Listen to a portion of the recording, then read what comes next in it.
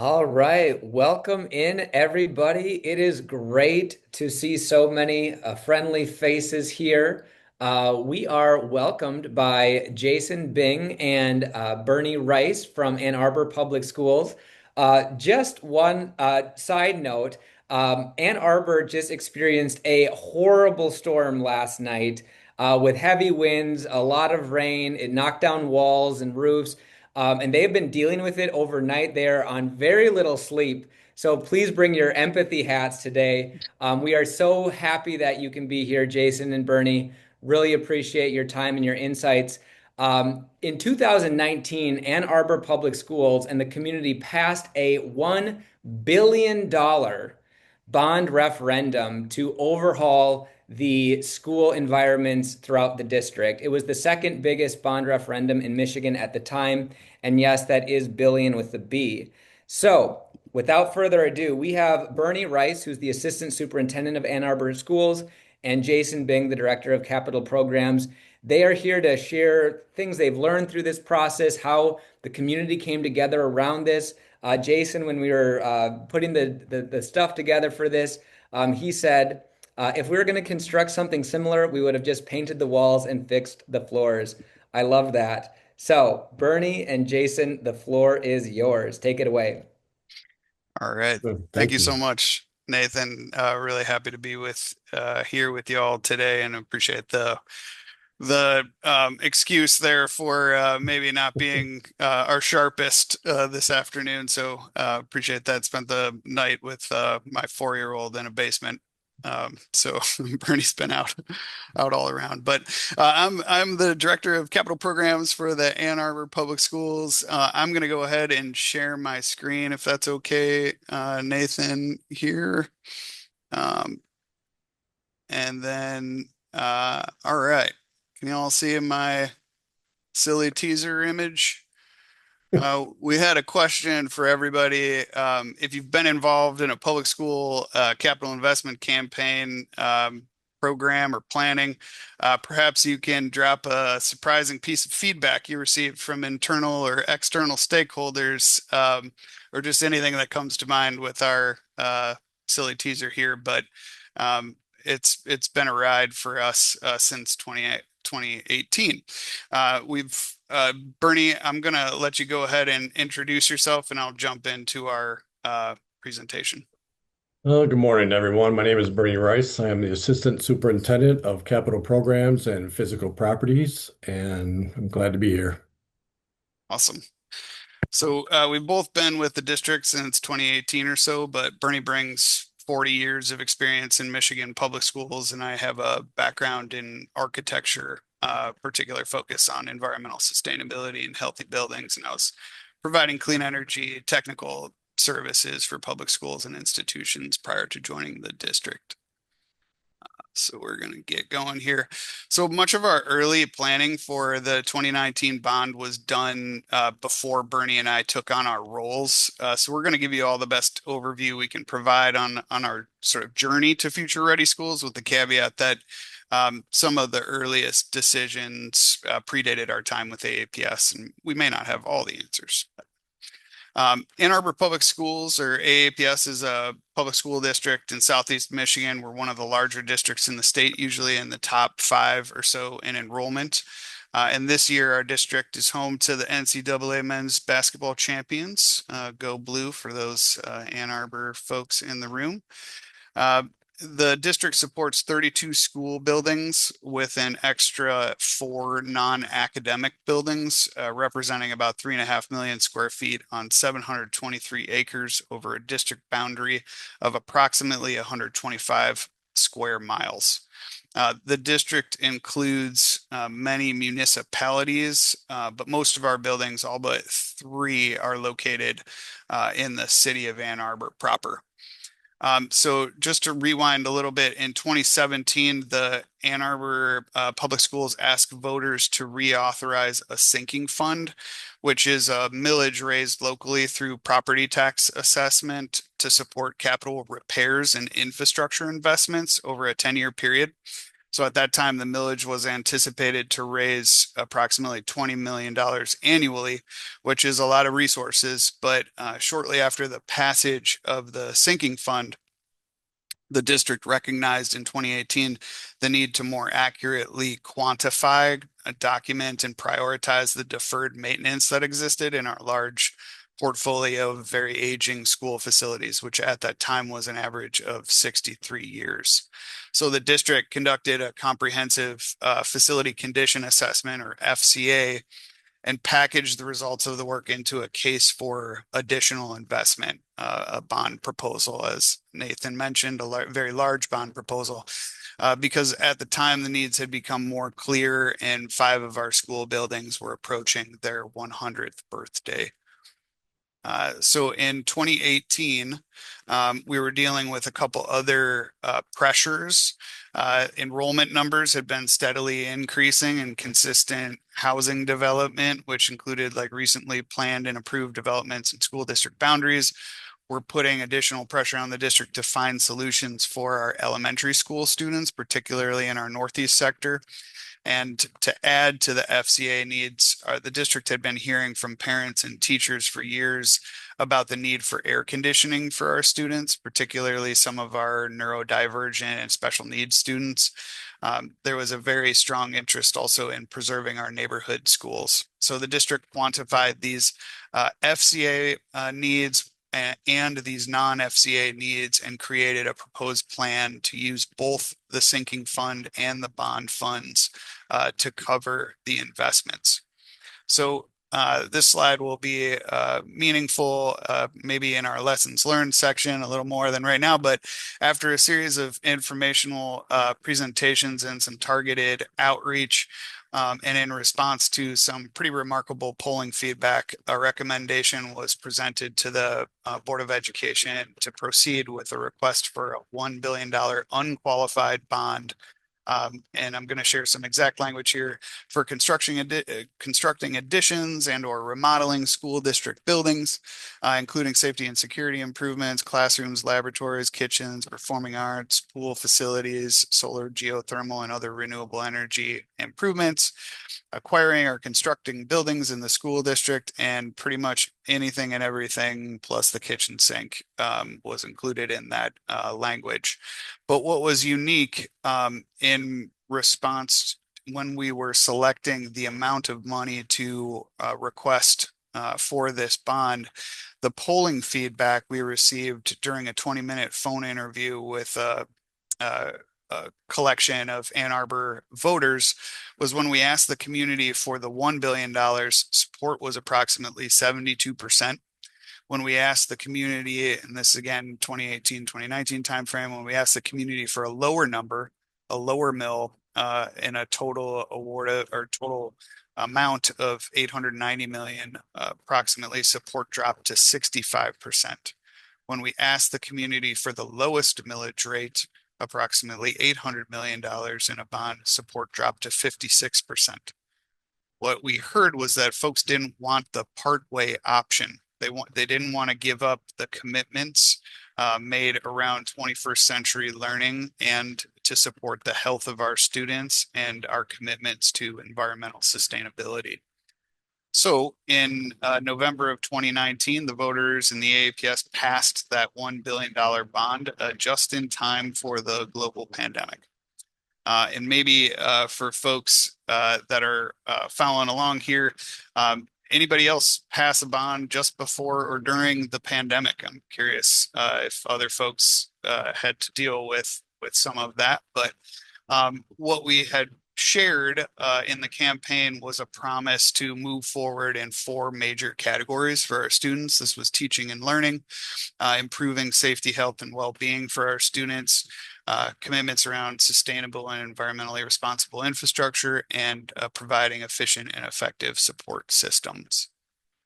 And as Bernie has shared repeatedly with our team and throughout this initiative, what we shared, the vision that we shared was it's all about the kids, and that has to be our focus. We had an intention to develop student-centric school facilities that were healthy and high-performance buildings that removed barriers to education, provided the types of learning environments that are flexible and adaptable enough to better withstand the test of time, and support the immediate health of our students today while protecting their future through net zero energy and low carbon school buildings. So the buildings were intended to be different because if Nathan mentioned, and I'll just say it again, if we were going to construct something similar to what we already had, we would have just painted the floors and painted the walls and fixed the floors, right?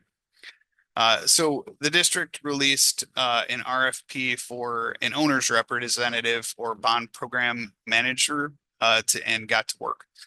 Besides Bernie on our team, we only have one other staffer assigned to the capital program. So Bernie is my supervisor, and we have a construction projects manager. But with the amount of workload that we have, we could have 2 or more departments, let alone two staff people. So we needed a bond program manager to help with the project, and Gilbane Building Company is providing that service for the district since 2020, and they've been great. So coming out of COVID, after making air conditioning and lighting investments throughout the district to meet the original sort of early work commitments made in the campaign, the district developed a roadmap for investments at the elementaries, which focused on neighborhood schools and our youngest learners. And priority was given to schools identified as needing the most investment through our FCA study. So you're not going to be able to read any of this, and I apologize, but this is just meant to demonstrate the scale of the roadmap, the investing in nearly 20 elementary schools over a 20-year period. And we mapped a process then for schools that had the most need through our FCA study that supported enrollment projection needs and addressed the need to stage or provided a solution for not otherwise temporarily relocating a student population. So another look at this roadmap and where we started construction is here with a quick diagram of the city of Ann Arbor. So once our roadmap was established, the capital program set to work on lining up architects, engineers, construction managers, consultants to facilitate the fairly typical design bid build process for the work. However, we added a few things to our RFPs that set the tone for our investments. We emphasized the need for experienced engagement in designing K-12 educational environments with staff and students. And we emphasized experience with healthy buildings, familiarity with green building guidelines, such as CHIPS or the Collaborative for High Performance Schools, and the use of certain tools like energy modeling, whole building life cycle analysis, BIM modeling, and construction techniques such as mass timber. So fortunately, our process connected us with the team at Fielding, who helped develop a stakeholder engagement process that aligned district level vision and standards with building level needs and aspirations. So we met with district leaders to clarify the principles that we made commitments on with our new investments, meeting the goals and objectives mapped in our campaigns, but supported input and feedback from students and teachers.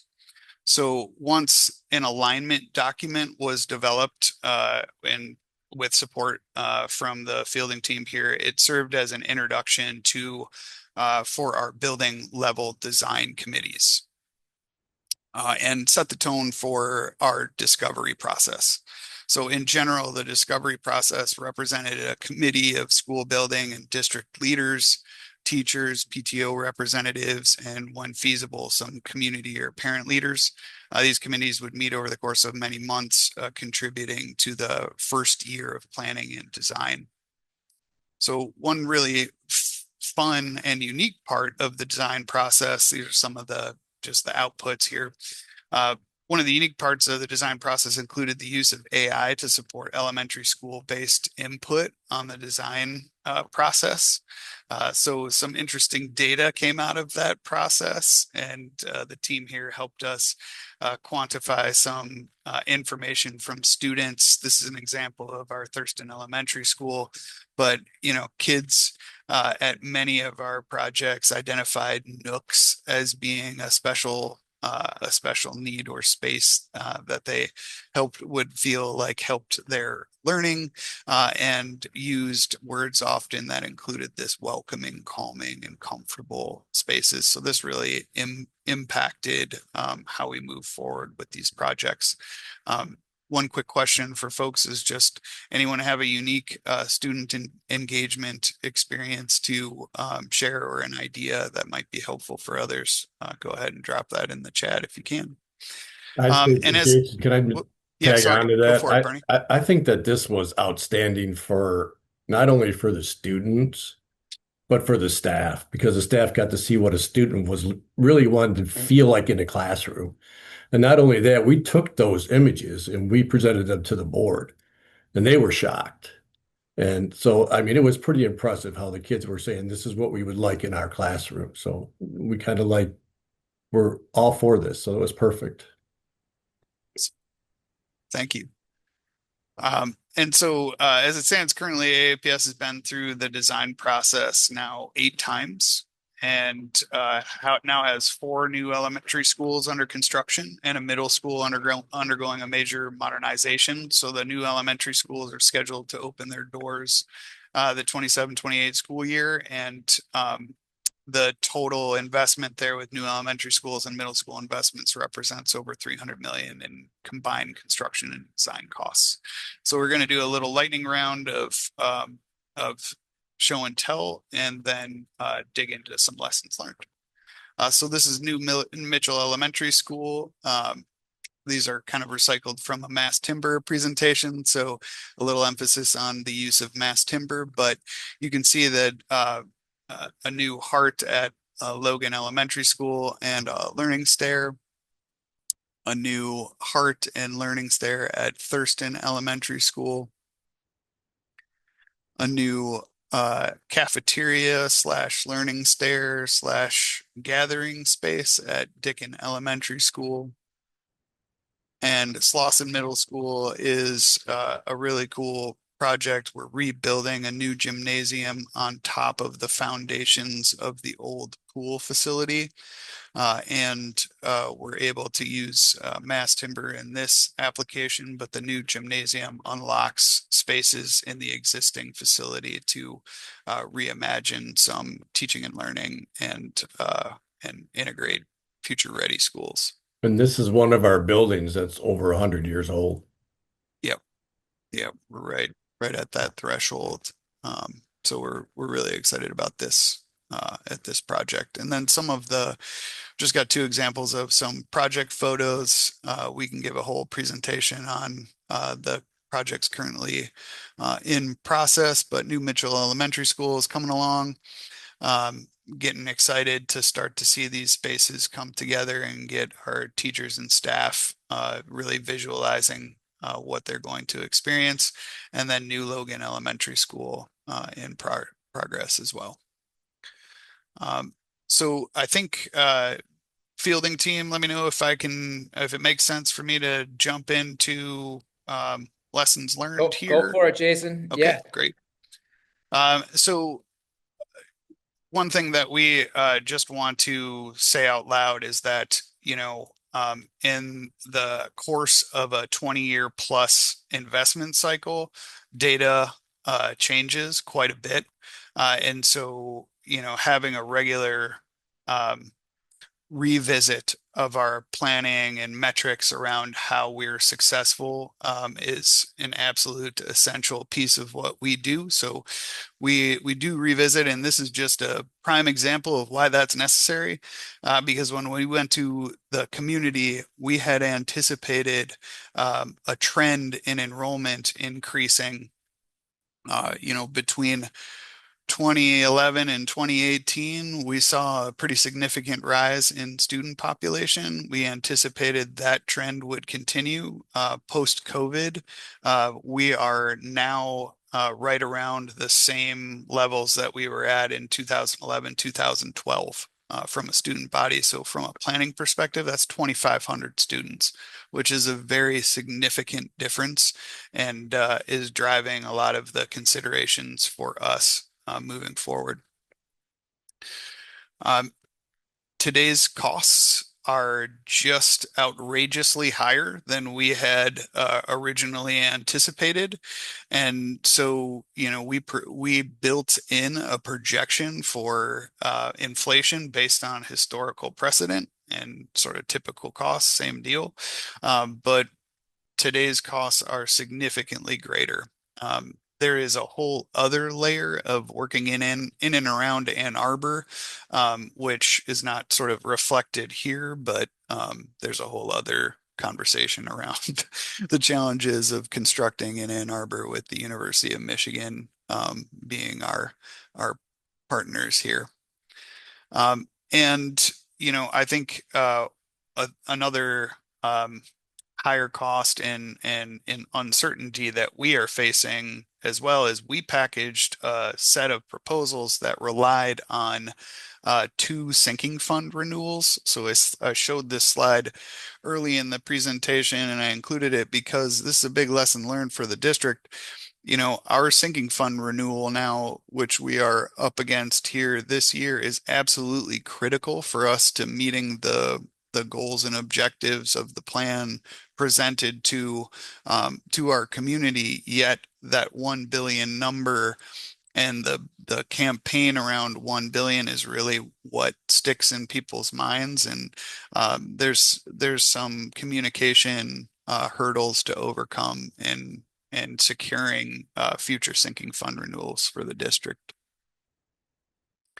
I think what we understood or have understood about engagement is that we had a really robust internal stakeholder engagement process that really emphasized building from within, and again was shepherded in an amazing way from our fielding team here, and we really appreciate their efforts. One of the things that we ran up against, though, was community feedback on what their role is in defining buildings in our school district.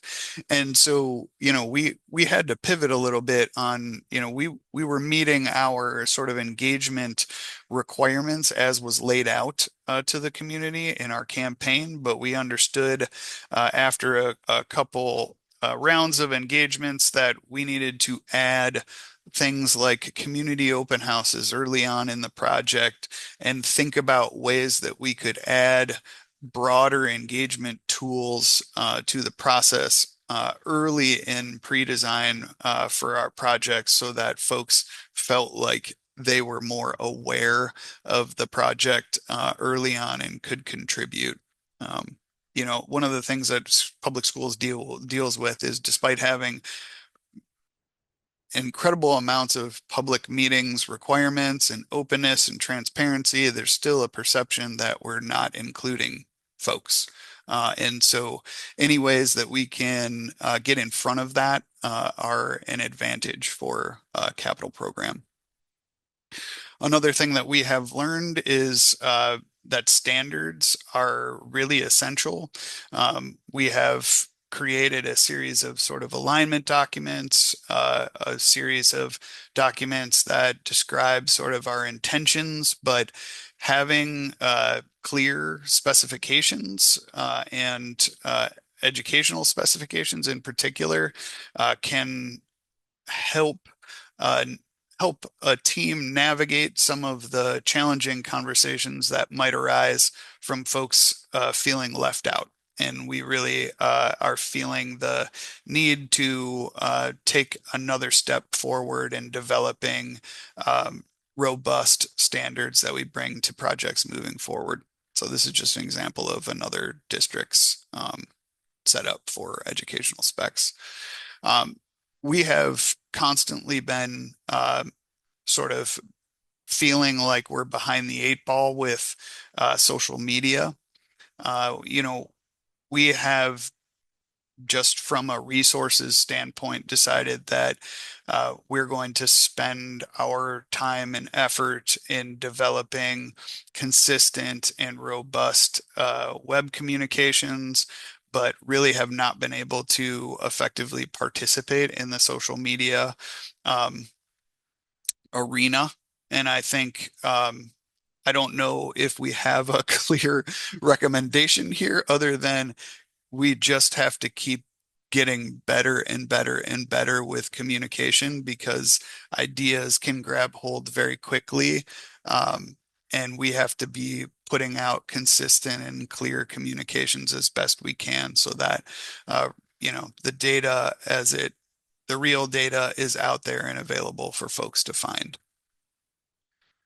And then I would just say that, back to our starting image, what we have heard repeatedly and understood is that there's a real difference between listening in a process and not doing what a stakeholder wants you to do.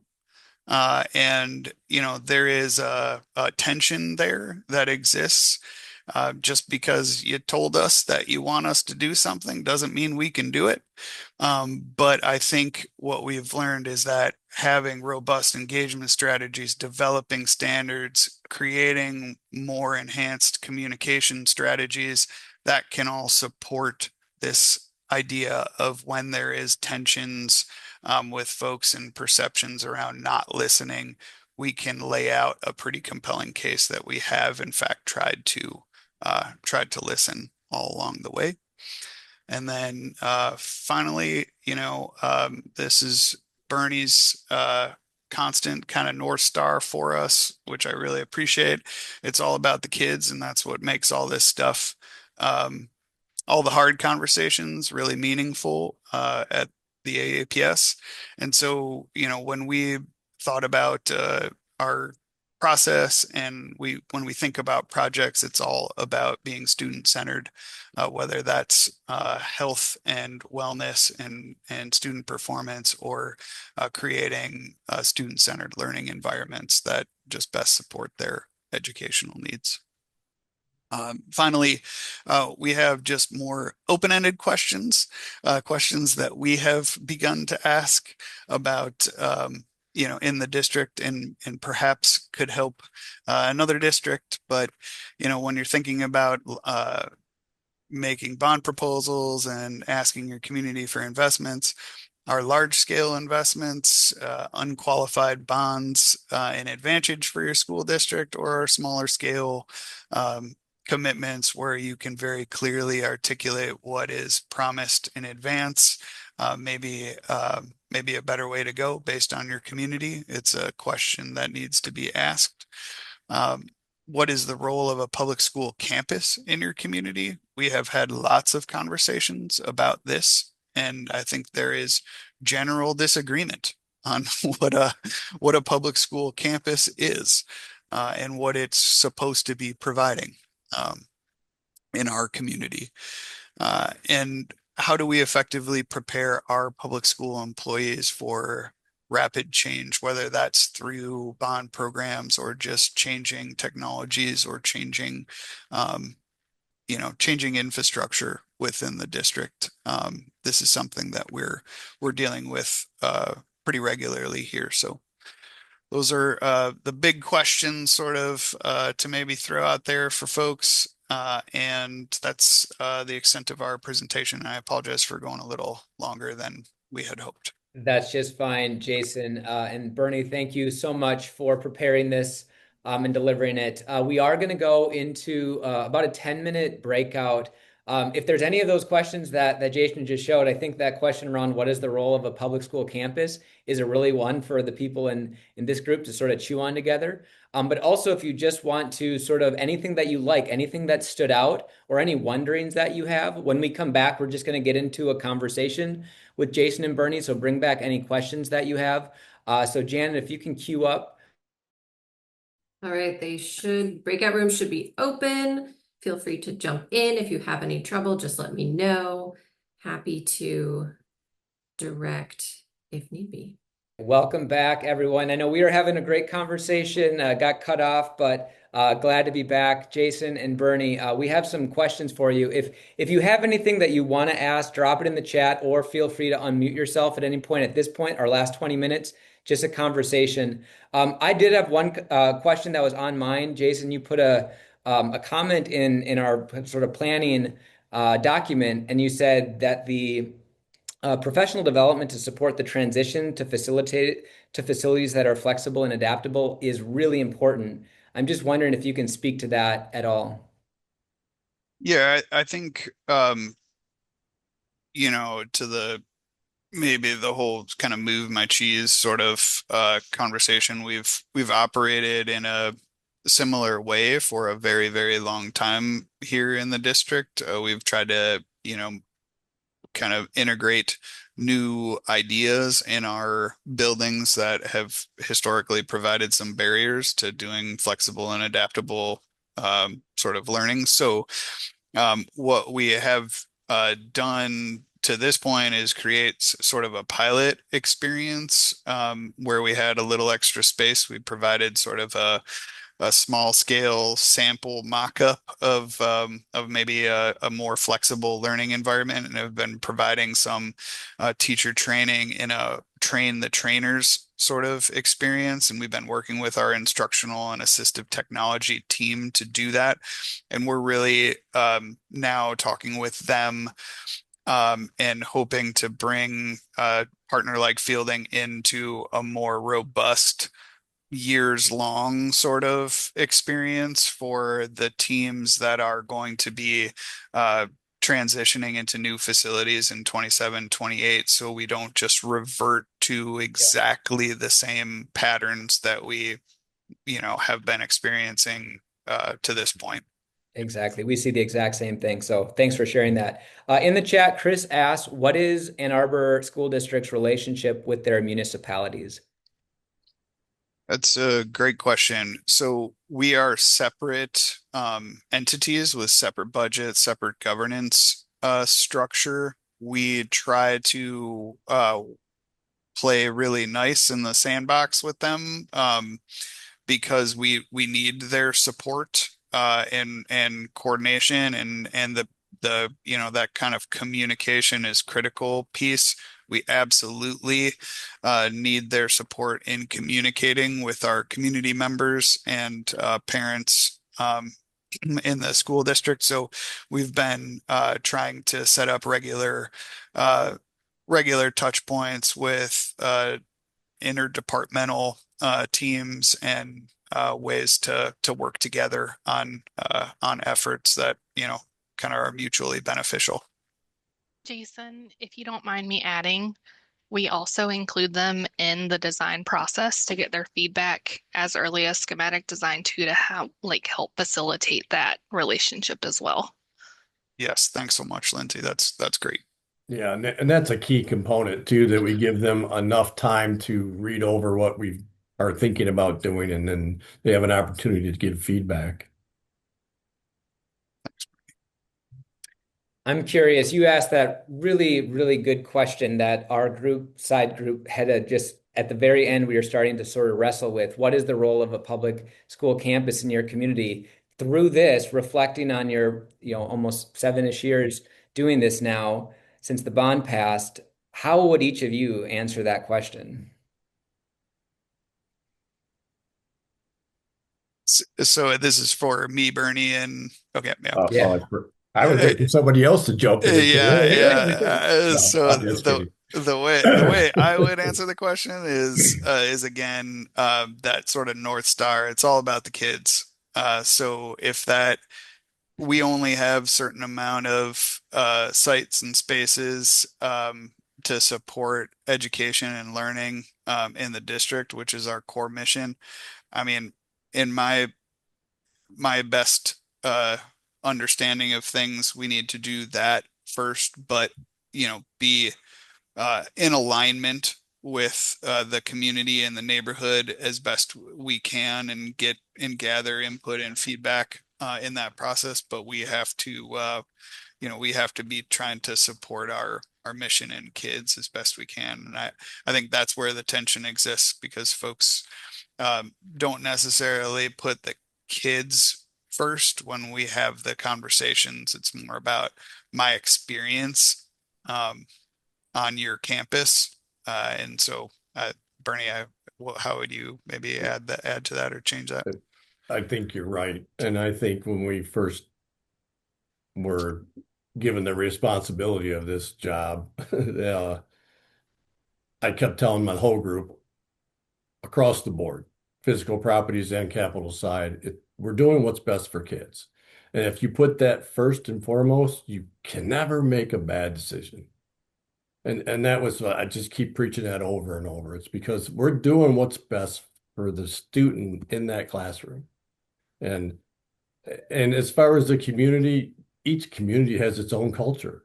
Mhm. I mean, it's like they're like their own little entity, and everybody has what they feel is right. And so we had to come up with standards, and we had to set those standards based on what's best for kids. And that's quite hard to argue that. People can't argue that. So we're putting our best foot forward. Yeah. Yeah. Everyone wants to do what's best for kids. At least they should.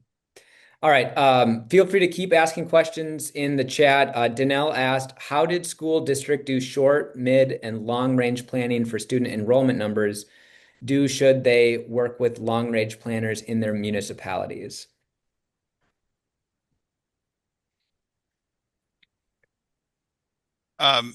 So can you restate that question just so I Sure. can answer Yeah. that? Sorry. So, or Danelle, if you want to clarify what you were asking, it was earlier in the chat.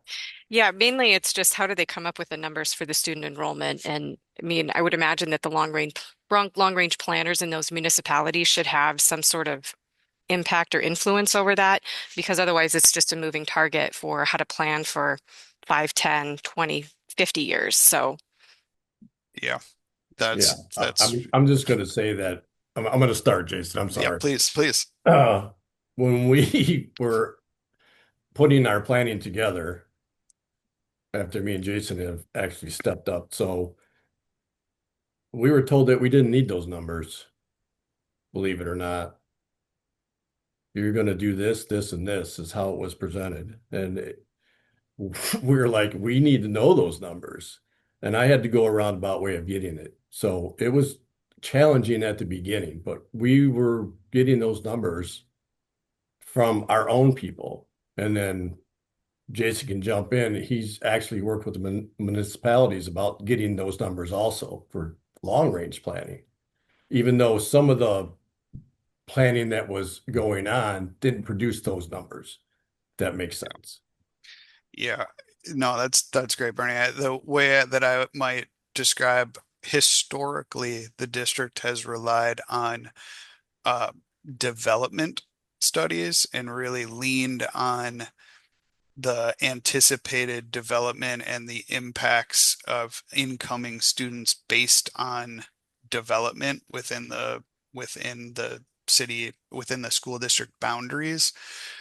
Where we have seen significant holes there is that the kind of metrics that were estimated just do not align with the reality, with what we're actually seeing. And so we are now revisiting demographics sort of study, working with the municipality, as Bernie mentioned, working with our broader county and regional municipalities to try to understand what information they have available to the district to provide a more comprehensive understanding of how to plan moving forward. But it may require the district hiring a different type of demographer or demographics consultant than we have used in the past. But unfortunately, because we're not connected with the municipality, we can't just directly lean on them and ask them, hey, can you give us this development study? We are sort of on our own little island in that sense. Thanks, Jason. Santino asked a question around changes to curriculum for the new designs. I'd also expand it around changes to pedagogy. So does a school curriculum and pedagogy have to adapt to these new design features?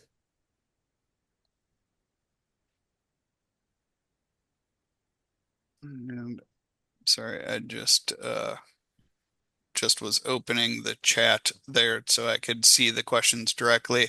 Can you restate that question? Sorry, one Yeah, more time. Santino asked, does the school curriculum have to adapt to these new design features?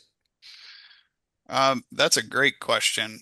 Um, I think I think we are from the capital program side advocating that our leadership really works hand in hand with us, but I think just honestly, we can sort of control what we can control, and we can control the engagement process and navigating sort of the setup and the implementation of three-dimensional spaces, and then how folks actually use the spaces is a set of colleagues and partners that we're trying to work closely with, but can't really answer for them.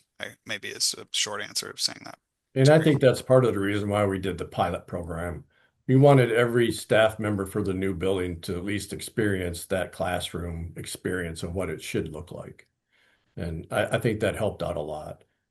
uh, Jason and Bernie, or potentially Sarah Melton, if she's on the call, it may be helpful to describe some of the features that are being included in all of these buildings that might prompt shifts or changes in mindset around day-to-day teaching and learning, whether it's curriculum or pedagogical moves.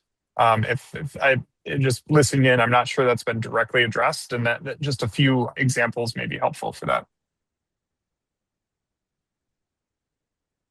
So I would say some of the I think the patterns, Mike, that are you referring to that we've Yeah, sort it could be the of made patterns or just commitments to?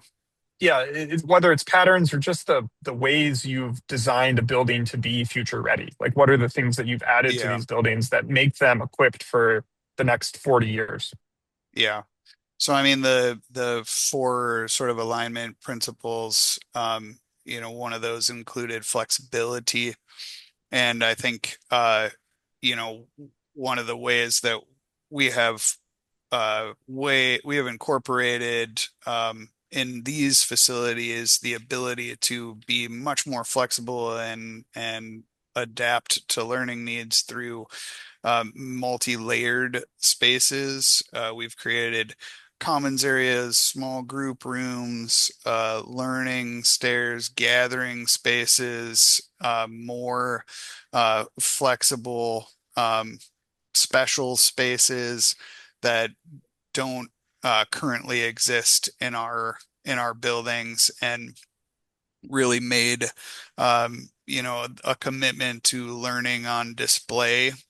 Some of these things, I am I wear my architecture hat and can talk about the physical spaces more than I can about the pedagogical connections, but I would say that by putting our, by reorganizing our footprints into more compact and adjacent arrangements where folks flow through a classroom wing and have access to spaces that they wouldn't otherwise have access to. Again, small group rooms, flexible learning environments. We have we've created a new way that classrooms can gather and teachers can work together. If that is again something that we can continue to help move forward with our curriculum and teaching and learning teams. No, Yeah, and I think essentially the building has allowed the pedagogy to expand. So it can be supportive of what's currently happening in traditional learning, but it also can help people like your support staff wrap right into where the spaces are that kids are learning rather than having a pull-out system. It can allow collaboration to happen amongst staff, whether it's a K-1-2 looping system with all of their support staff right in there in that team, or whether it's very traditional, each grade level by itself with support staff together by themselves. So it really grows and adjusts with the potential changes that may come down the road. Yeah, I think that's really on point, Sarah. I think of kind of different flexible spaces, adaptable spaces as catalyst for change. It doesn't just create change on its own, but it creates the opportunity to do things differently, for more teacher collaboration, for more student agency, for deeper experiences. But it again, I think to your point, Jason, around we need professional development to actually shift and utilize these more flexible spaces. It's really, really important. Anyone else from Fielding who worked on the Ann Arbor project who just wants to chime in with any lessons learned or anything for Bernie and Jason? Yeah, I just wanted to piggyback on what Sarah and Jason were saying about the physical spaces and things that might be different. I think the flexibility also comes in thinking about storage differently. So, like a lot of the storage is shared, but also having student storage not within a specific classroom space. So that allows it to be more flexible. You're like, oh, a student forgot their notebook or something. They don't have to disrupt something else that's going on. So really rethinking the flow of space and also around storage and access to resources and things like that to make it shared and separate. So in these areas, the student storage has its own mudroom area. So it's not within a specific classroom or even within the commons, which can make it messy and you can disrupt that area, but it's separate. It's in its own separate space. So it seems like a small thing, but it can make a big impact, I think, on the functionality of the space. I think that open concept is much conducive for student learning. Like Sarah mentioned, you're pulling kids out. You don't have to do that anymore. And I think that's superb that you don't. It's all about inclusion. You got to keep the kids there so they're not wondering what everybody else is doing. They have an opportunity to participate in that space. So, Bernie, you just got to be careful with open concept because when yeah, people say that, they're like, "Oh, no walls." It's like, no, no, no, yeah, there are still walls. There's just a Right. variety of Yeah, spaces. yeah, So variety I of space. understand what you're saying. Yeah. Jason, Bernie, any last thoughts before we close it out here? Thank you for your time. Yeah, Thank you. just appreciate the opportunity, and I would say, to anybody in a large scale program, find the right team because it's really, really important to have the right team in place, and appreciate y'all's help. Well, thank you guys so much. Again, especially after the storm, you're dealing with that. We just wish everyone safety and good cleanup after all the damage it's done. I'm going to pass it over to Janet, who's going to share about our May Global Learning Commons coming up next month. Thanks, Nathan. So the date is May 21st. It's a Thursday. We're going to start at noon and end at 1 Eastern time, so just like today. And it's with Chappaqua Central School District up in New York. And the assistant superintendent, Adam Peace, is going to be there, as well as another assistant superintendent, Josh Colwell-Block, and then the director of technology and innovation and business is going to be there as well. And they're going to be speaking about the alignment of program space and technology over the entire district. So looking, how do you align that program with your vision? And then what does that mean for space? So it should be really interesting to look at what they've been doing over the past 10 years or so. So please join us on May 21st at noon Eastern time. We'd love to have you back. Right. And Well, just thank you all for being here. stay tuned for the link to that. You'll see an Eventbrite going out shortly. All right. Appreciate it. Thanks, Janet. And bye, everyone.